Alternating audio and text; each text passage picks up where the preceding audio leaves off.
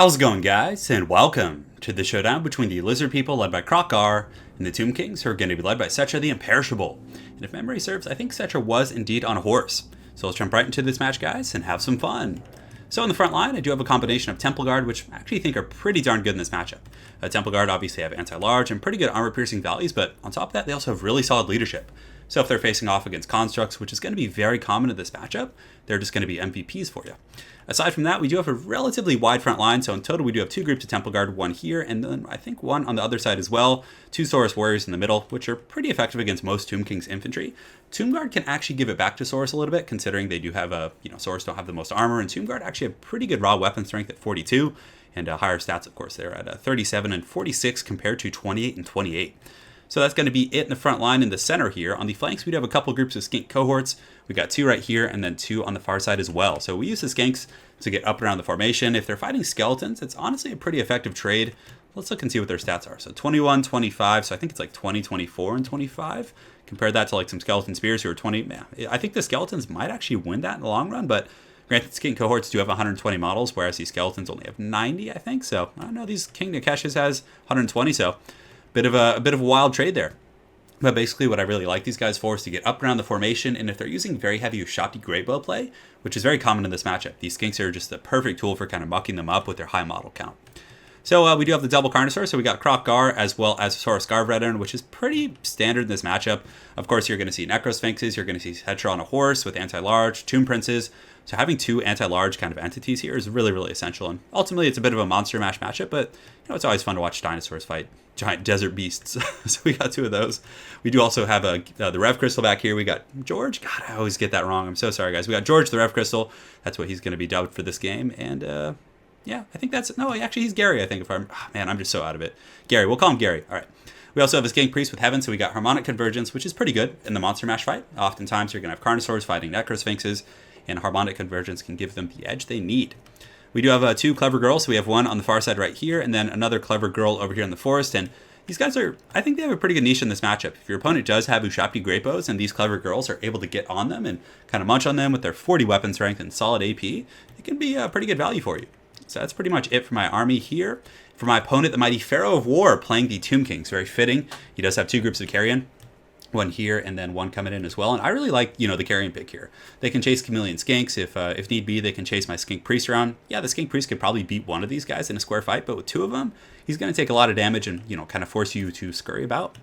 For the rest of his army, he does have a front line of Tomb Guard, which I like quite a bit. Tomb Guard do trade efficiently with Saurus. Not so much with Temple Guard, but obviously, I think they're a little bit cheaper, obviously, than Temple Guard, and they do a pretty good job. So he does have a Temple Guard in the front line, Tomb Guard. He does have an Necrosphinx here, who's going to be pretty tough to take down for sure. These things can put up a serious fight against KROQ as well as, the Saurus veterans. He has a Tomb Prince on foot, which is also another very good pick. Anti-large AP, very mobile. His curses are extremely powerful. He has the Blade of Setep.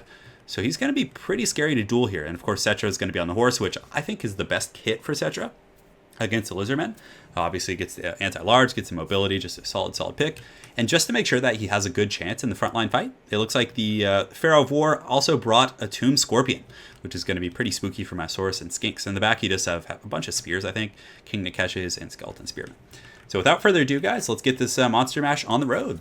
So right now you can see I'm having to run my Skink Priest. I do pop the Rev Crystal on him to kind of keep him topped off here, and just trying to scurry away and, hopefully, run far enough that he'll lose interest and come back to the battle. So in the front, the Saurus Warriors are going to engage here, and you can see that Big Daddy Necrosphinxes. Man, that looks like a very impossible angle to make. But anyways, he gets in there. He's able to karate chop a single Saurus, obviously meant against large targets, but you can see my dinosaur squad is going to be coming in as well. So KROQ and his buddy, his homeboy here, are going to be doing their best to bring down this Necrosphinx. Looks like Pharaoh of War is going to pop Narrow's Incantation and the Joss Incantation of Cursed Blades. So this Necrosphinx is just super steroided up right now. Definitely going to be pretty spooky. In this front here, you can see the Saurus trading pretty efficiently with the Temple Guard, but it looks like it's a bit of an even battle. On the high ground, of course, these Temple Guard are just going to, I think there's, and a Skink cohort are just going to work through these guys pretty efficiently. And I have tried to get around the flanks with the Skink cohorts, but Pharaoh did a very good job intercepting. So I honestly couldn't get any good engagements with my Clever Girls. So what I end up doing is actually just engaging them into skeletons in the back while the skeletons are occupied with Skink cohorts, hoping that, they won't be taking the brunt of the damage. So the Clever Girls getting in there, and hopefully they'll do a good job. We'll find out soon. In the main area here, though, This is definitely the most important aspect of the battle. The two dinosaurs are really just laying a beating on this Necrosphinx, which is good. And also there's going to be a Wind Blast going down on those spears in the back. I should have used it on King Nikesh's Scorpion Legion, but unfortunately I was a little bit occupied and didn't really... They were kind of like moving and not in good position, so I just wanted to get it before I got routed or something bad happened. But anyways, the dinosaur is doing a very good job against the Necrosphinx, definitely outclassing it in a 2 versus 1 situation. And I think that was largely due in part to Cetra as well as the Tomb Prince. They were like kind of mucked up with my infantry, so they weren't really, on the targets, whereas the only thing really countering and fighting back against me was the Necrosphinx. So Pharaoh of War does use another Juchaf's incantation right there, as well as the Narrows, and it's going to make him very, very hard to finish off here. And you can see Pharaoh gets a really good counterattack, so Cetra and the Prince are able to just punish KROQ, partially because of the Blade of Setep, which lowered his physical resist as well as his armor, so I had to fall back there, because I basically lost my buffering, so I do pull in the Mighty Rev Crystal. Looks like... George or Gary. God, I always get it wrong. Sorry, I'm just getting over a cold right now, so my brain still isn't like perfect. I do get a Hand of the Gods right there on the Necrosphinx, which does some pretty good damage. He's at 181 HP, so all I really need is like 1 or 2 more attacks. But Pharaoh does use the the Curse of Dujaf, which is going to make me rampage. So I've completely lost control, and Pharaoh is getting a really, really good retaliatory attack right here on my big dinosaurs. And at this point, as soon as they stop rampaging, I'm basically going to have to pull out for sure. Over here, you can see the Skinks are trading pretty evenly with the Skeleton Spears, but I think that's mainly because the Clever Girls were helping, and it looks like he does have 2 groups here. I also have some Skinks hiding in the forest that I think I may have forgotten about. But the Temple Guard, obviously took some damage against the Tomb Guard, but I think they will win in the long run, especially if I do, engage these Clever Girls to help out. But I think the big deciding factor of the battle is going to be the monster fight. So right here, you can see my Saurus Guard veteran is just getting dominated right there, but KROQ comes in with the steel chair and just takes that guy out, just leaping in. That was glorious, and now all of a sudden a battle that was looking a little bit sloppy, and well, not sloppy per se, but a little bit dangerous is going to be looking better for me. So the Carrion are coming in just to muck up and maybe mess with my attack AI, but the Temple Guard in conjunction with Lord of Heavens have done a really good job, and honestly, the Temple Guard have just been performing so well. They're going to swarm in here, provide me with more anti-large against Cetra. You can see it's just a bloody pit fight right here, and you can see these skeletons are just kind of fighting against the lizard boys. And of course my 2 big dinos are both pretty tattered though, so if Cetra is able to get like decent isolation, for example, and finish off my Saurus Guard veteran, that could be pretty scary. So at this point, I know I had a pretty good engagement here. I have my Temple Guard, I have the Rev Crystal, I have another group of Skink cohorts up here. So I'm basically just like, all right, I'm just going to fall back, be really conservative, just charge in with KROQ, and wait for Rev Crystal charges or Cold Blood to get the other guy engaged here. So we do try and get on Cetra, but I found Cetra very tough to take down. He does have pretty good defensive stats with, actually, is it only 40? I think it was like 55. Yeah, it's 55. So his melee defense is quite a bit better than KROQ. So the Rev Crystal in here just fighting like a boss against these Tomb Guard, and I do see the Scorpion is a little bit isolated here, so my dinosaur is obviously a little bit faster than these constructs here, able to just chase them down, and this Scorpion's definitely just going to get trash canned. You can see about 800 HP, but just the anti-large and just the raw stopping power of these 2 dinosaurs is just going to be too much for him to handle. So down goes the Tomb Scorpion, and the bounce power for the first time in the game looking a little bit in my favor after that Tomb Scorpion goes from almost full life to nothing from those dinos, and now the dinosaurs are going to come in and try and go after Cetra the Imperishable. But Pharaoh of War does have a lot of spears. He has the King Nikesh's Scorpion Legion, obviously anti-large, relatively low AP values, but that perpetual poison is going to be pretty spooky here.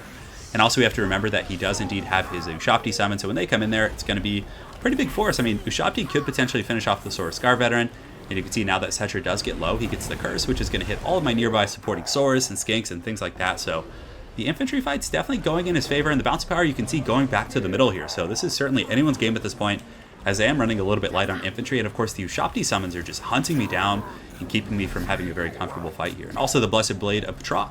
So that's going to give him a melee attack, obviously accuracy against my dinosaurs doesn't really matter, and of course melee defense debuffs.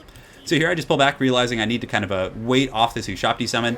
My Lizardmen infantry that are still fighting do have pretty good leadership. I mean, these guys, these Temple Guard, are pretty much almost dead, and they still have 17 leadership.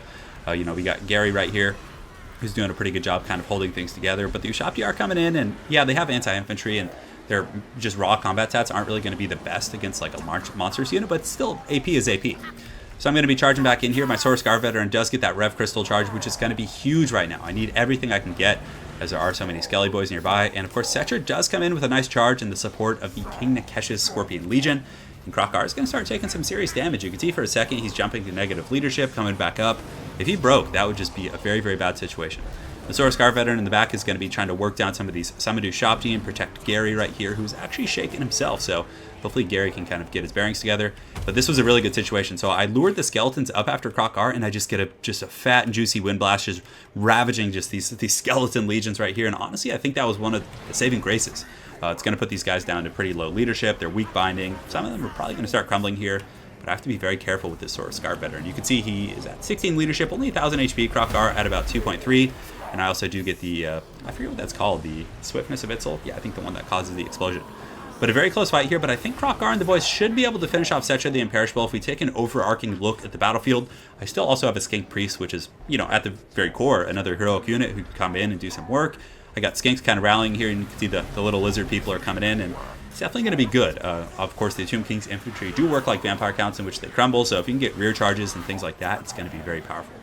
But I think the Temple Guards were very, very solid this game. They were just able to hold forever, and obviously, had they routed off and broke, it would have been a little bit tougher. He could have gotten easier surrounds to my big dinos.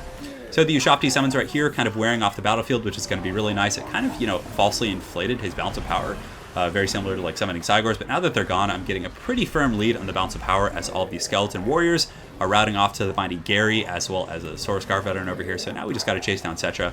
And Setra is basically going to get 3v1 right here by some angry dinosaurs. KROQ R just not having any of that. Grimlock looking hungry for some skeletons. He wants his bone.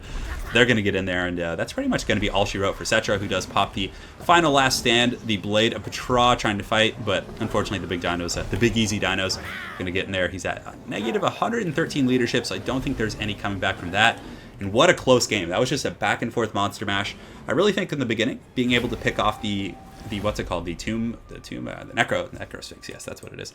The Necro Sphinx was a very, very good initial engagement for us. Like, it overextended a little bit, so we were able to get a concave of 2 heavy units hitting it, whereas Setra and the Tomb Prince were mucked up behind infantry, so then we're getting square attacks, and their AI was being changed onto fighting infantry and different things like that, and I really do think that was one of the big deciding factors in the game, was the Necro Sphinx going down so incredibly quick. But aside from that, the Clever Girls are something I'm always experimenting with. I'm not really sure if I like them as a competitive pick, but it's pretty cool to have like a cheap skirmisher unit on this faction, which usually doesn't have them. But you know, if Pharaoh of War had brought, like, for example, like some of the horsemen, the Nehakar horsemen or stuff like that, they could have gotten punished pretty easily. They get massacred by those units. But yeah, look forward to trying him out more. And for Pharaoh of War, if you guys haven't, make sure to go check out his YouTube channel. He's always playing in tournaments. He's an awesome dude, good caster, great player. So make sure to give him a look if you guys are looking for more Total War content. Not getting enough here.